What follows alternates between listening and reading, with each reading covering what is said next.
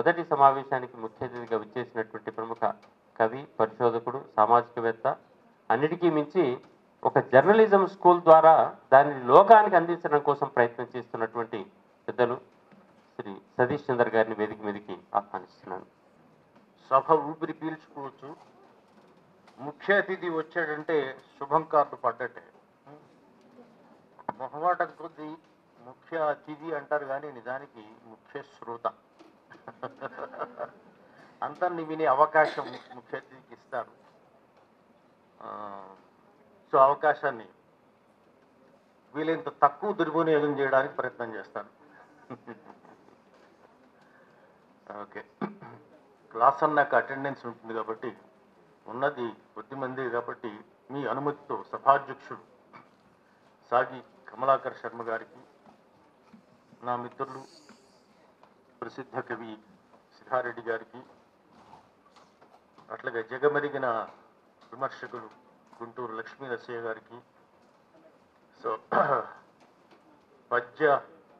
పద్యంతోనే మమ్మల్ని అందరినీ సంబోధించిన గండ్ర లక్ష్మణరావు గారికి, మొదటిసారి ఇంతవరకు మాటే విన్నాను, ఈవేళ పాట కూడా వినే అవకాశం నాకు ఇచ్చినటువంటి కాశీం గారికి, అట్లాగే అందరూ నిజంగానే తెలంగాణ కవిత్వం అంటే 2014 ముందే అనుకుంటారు. 14 తర్వాత 14 నుంచి 24 వరకు మరి కవిత్వం రాయాలి కదా.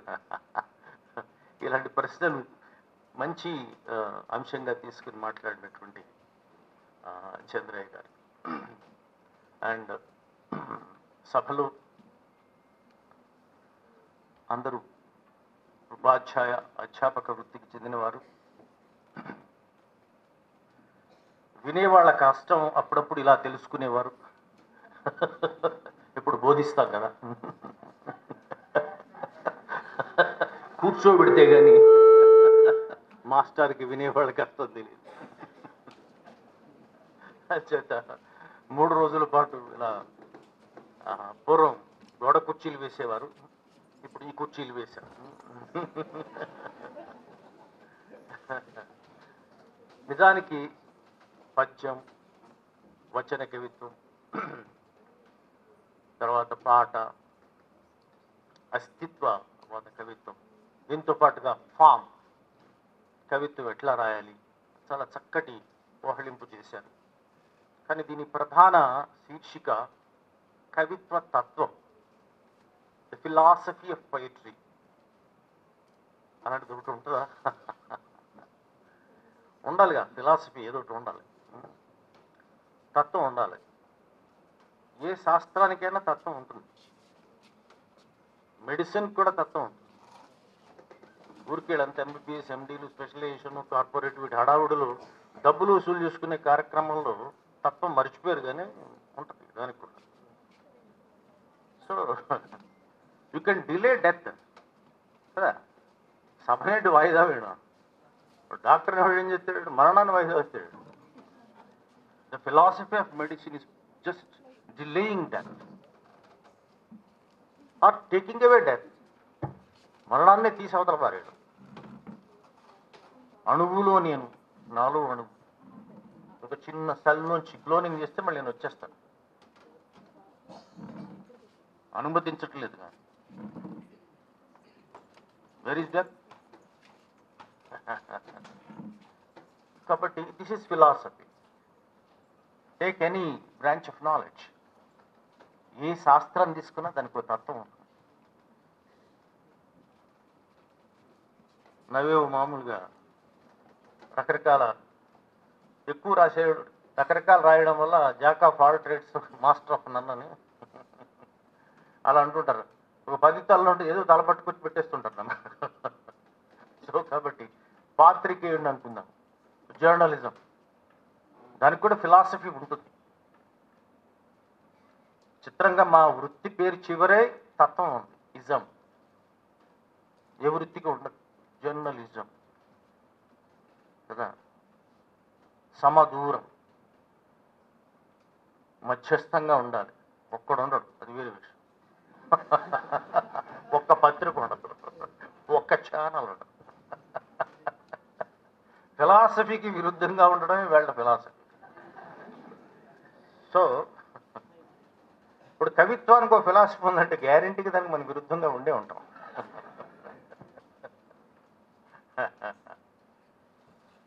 యాక్చువల్గా తత్వం అనేటప్పటికి వెంటనే మనం ఏదో బలవంతంగా కంఠస్థాలు చేయించేస్తారు కానీ డిఫైన్, నిర్వచించండి. లక్ష్మీనరసింహ గారు కొంత ప్రయత్నం చేశారు వారు ఉపన్యాసం. సో కవిత్వ తత్వం చెప్పేటప్పుడు వెంటనే మనకు ప్రశ్న ఎదురయ్యేది, అంటే ఇప్పుడు జీవితాన్ని ఫలప్రదం చేసుకోవాలరా అబ్బా, అంటే జీవితం అంటే చెప్పు దాన్ని ఫలప్రదం, ఫ్రూట్ఫుల్ చేద్దామా, నట్ఫుల్ చేద్దామా, తర్వాత మాట్లాడదాం. So you have to define. మరి కవిత్వం అంటే ఏమిటన్నా అనుకో, కొంపలు అంటుకుపోతాయి. ఈ ప్రశ్న ఎవరినన్నా అడగవచ్చు కానీ కవిగాడిని అడగకూడదు. మళ్ళీ దాని మీద కవిత్వం చెబుతాడు.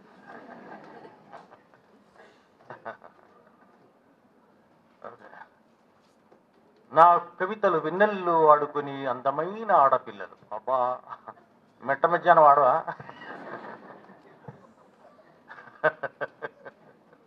సో దీన్ని పట్టుకుని ఒక ఆయన నవల రాసేసుకున్నాడు, అది వేరే విషయం. టైటిల్ బాగుంది. ఆయన కవిత్వంతో ఆయన గొడవ ఎందుకు చెప్పండి. Right. So what is poetry? Sri Sri అని అడిగాం అనుకున్నాను. కదిలేది, కదిలించేది, పెనునిద్దర వదిలించేది, మునుముందుకు నడిపించేది. ఇట్లా కొట్టేస్తాడు. ఇదంతా సౌండ్ కనపడుతుంది. ఎలాగే మీ తెలుగు మాస్టర్ లాంటి వాళ్ళు కవిత్వం అంటే ఏమిటో చెప్తున్నారు అనమాట.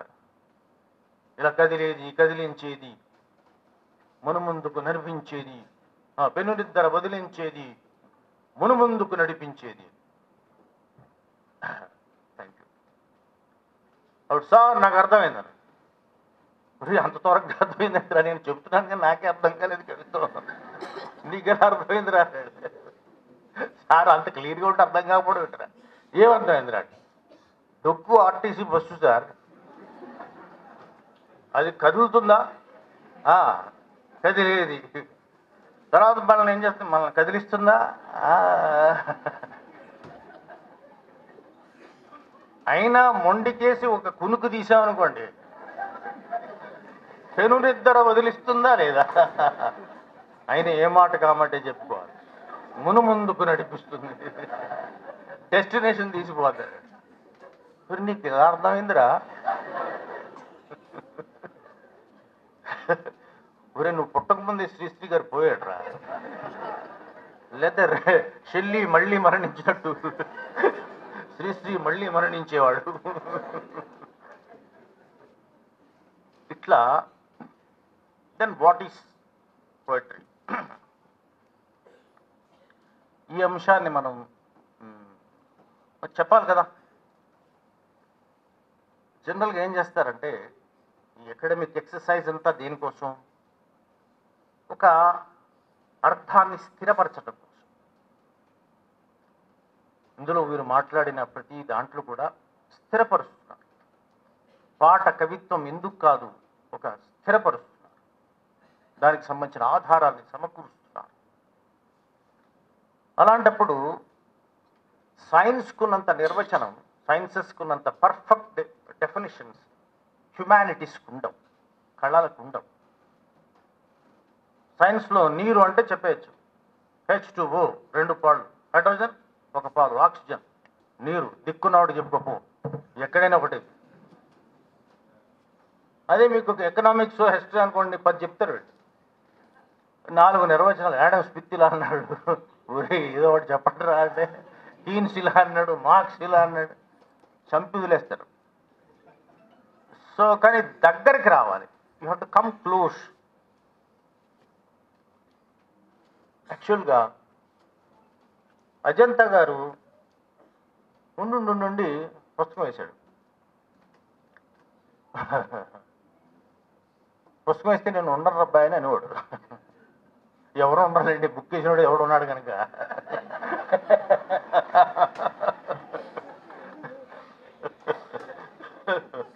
సో దానికి స్వప్న లిపి అని పెట్టాడు. If dream has a language, స్వప్నానికి ఒక భాష ఉంది, అదేగా కవిత్వం.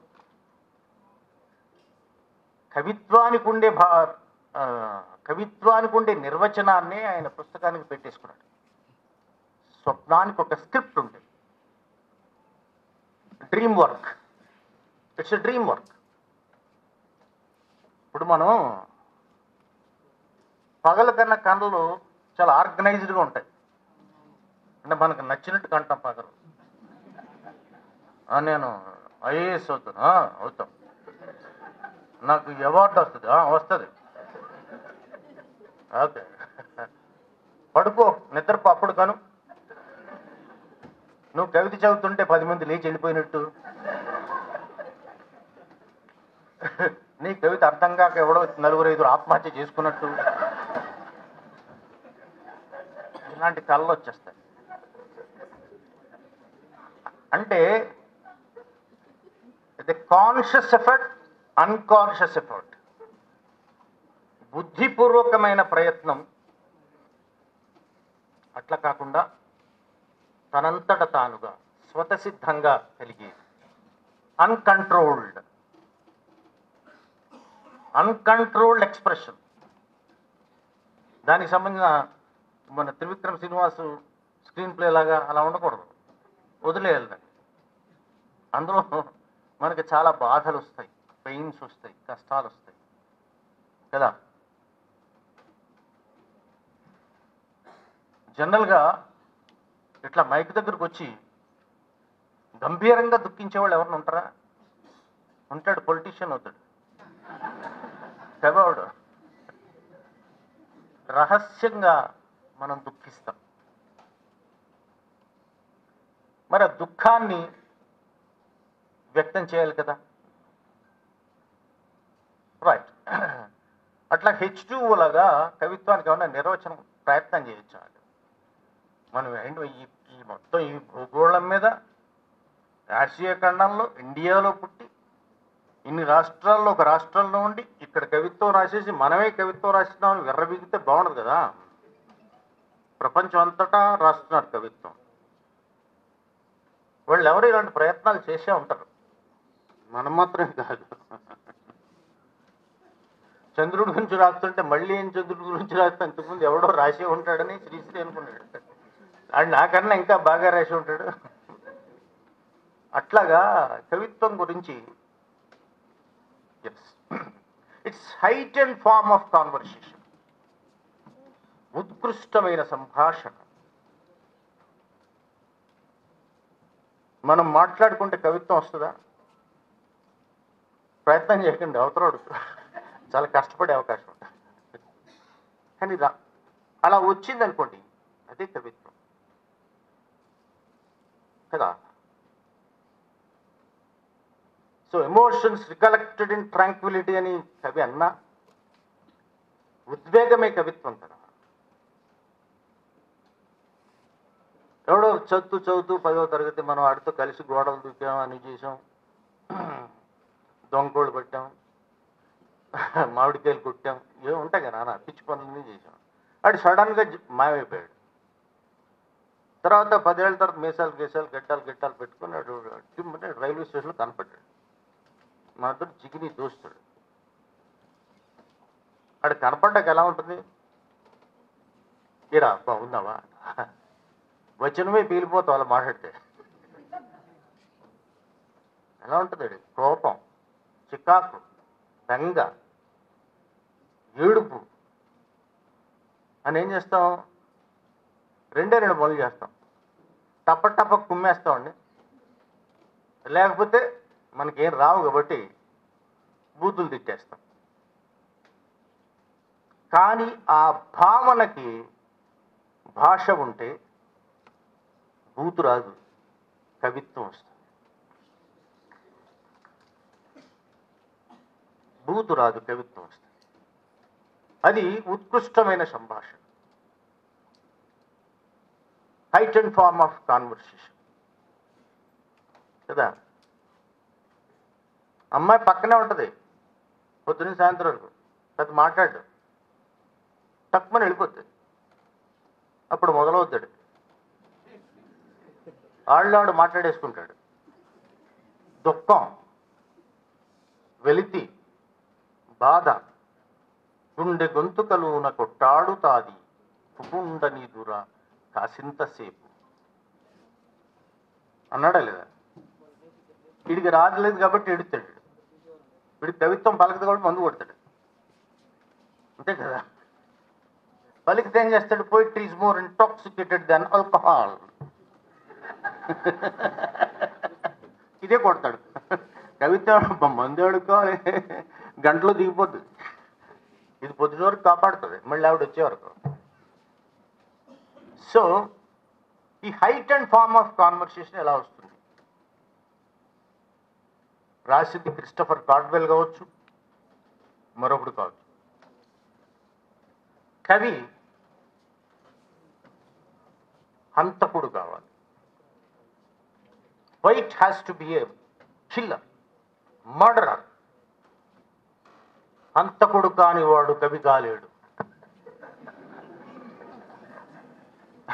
పొరపాటు యూట్యూబ్లో వాళ్ళు ఎవరు లేరు కదా, ఈ ఒక్కటే రాసి హంతకుడు కాని వాడు కవి కాలేడు. సతీష్ చంద్ర అంటే ఎవడు వచ్చేస్తాడు అది నెక్స్ట్ డే. సో ఆ పాట పెట్టకండి. పదహంతకుడు కావాలి. సార్ మనం చేసేది రోజు అదే పని కదా సార్, పదాలు ఎన్ని రకాలుగా వచ్చి చేయట్లేదు. కావాలంటే యూట్యూబ్ అని చూడండి. సమంతకు విడాకులు అనడానికి సామంతకు విడాకులు అంటాడు రాస్తాడు. ఆడు అక్షరహత్య మామూలు హంతకుడాడు, సామాన్యుడు కాడు. సో కాబట్టి మళ్ళీ వేరే హత్య చేయాలంటే నో, హత్య చేయాల్సింది. లేకపోతే రోజు వాడే పదాలు మనకు పనికిరావు. Used and abused words. అసలు కవులే పదాలను ఎక్కువ అబ్యూజ్ చేస్తారు.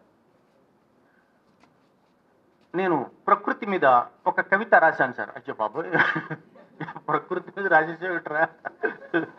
ఏమని రాసాం? నీలాకాశంలో చా నేను బ్రౌన్గా ఉంటుంది అనుకున్నాను ఆకాశం.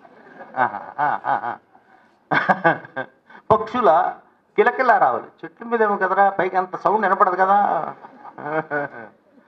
ఇలా వీడు కిలకిలా రావాలి. ఇవన్నీ మాటలని నేను వీడు వాడి వాడి వాటిని చూస్తే భయం వేస్తుంది.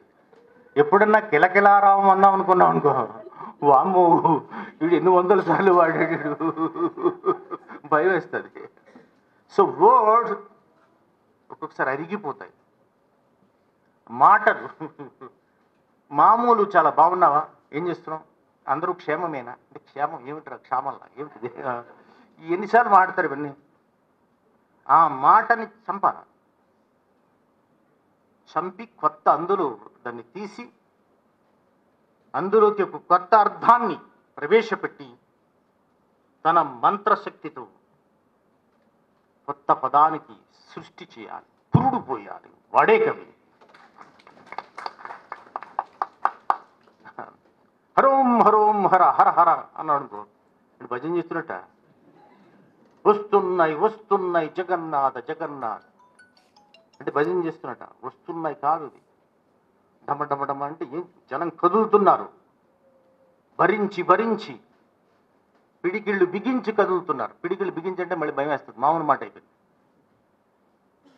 అట్లా కదులుతున్నారు. కథలు మామూలుగా వస్తున్నాయనే మాటకి అసలు అర్థాన్ని చంపేసి మరొక అర్థాన్ని పెడతారు. ఎవరో కవి అన్న మాట ఒకసారి అంటుంటే ఏదో అనేసాడు కదా, అందరికీ తెలిసిన కవితే, ఊరికి ఉదాహరణ బాగుంటుందని చెప్తున్నా. కన్ను తెరిస్తే జననం, కన్ను మూస్తే మరణం, రెప్పపాటే జీవితం. ఇది ఇందులో కన్ను మూయడం అంటే మూసా ఏది బతుకున్నాగా, తెరిచావు మళ్ళీ పుట్టినా అయిపోయింది, రెప్పపాటు లైఫ్ అయిపోయిందా, ఇంకా ఉన్నానే నేను. ఈ లాజికల్ సెన్సెస్ని చంపాలి. ఈ హేతుబద్ధంగా ఆలోచించేటువంటి వాటిని చంపాలి. కాబట్టి నేను ఇలా అన్నప్పుడు, మీరు కవి ఇలా అన్నప్పుడు, కన్ను తెరిస్తే జననం అన్నప్పుడు మీరు తెలియకుండానే పాఠకుడుల్లో ఉండే కవి శ్రోతలో ఉండే కవి అని నీ దగ్గర ఒక్కడే ఉన్నాడు అనుకున్నావు కవి. శ్రోతలో కవి లేకపోతే నువ్వు ఉండవురా. పాఠకుడిలో కవి లేకపోతే నువ్వు ఉండవు. వాడు ఆల్రెడీ మారిపోయాడు. కన్ను అంటే ఇలా అనుకోవట్లేదు.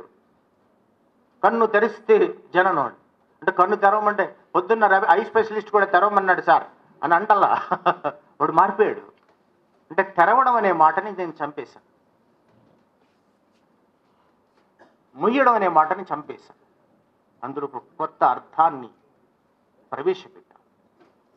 This is the magic of poetry. Okay, రెప్పపాటి జీవితం.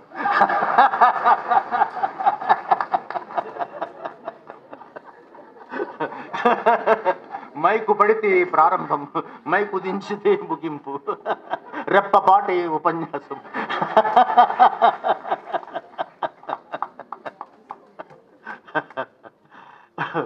ఇట్లా మనం ఇవాళ ముగించేస్తున్నాను. అంటే జనరల్గా శుభం కార్డు పడ్డాక కూడా ఈ మధ్య పాటలు అవన్నీ వేస్తున్నారు.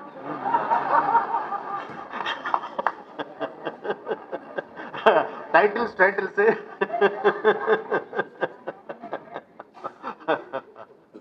సో ఇవాళ ఇంత చక్కటి సమావేశాన్ని నేను అందుకే ఎక్కువ సమయం తీసుకోలేదు. ఏదో కవితను పరిచయం చేశానంతే. కవిత అంటే ఏ కవిత అని కూడా అడగండి. సో మీరు this is the philosophy of poetry. కవిత్వం లేకపోతే మనల్ని ఇవాళ కవిత్వమే ప్రాణవాయువై కూర్చుంది. నిజానికి అవసరమైంది.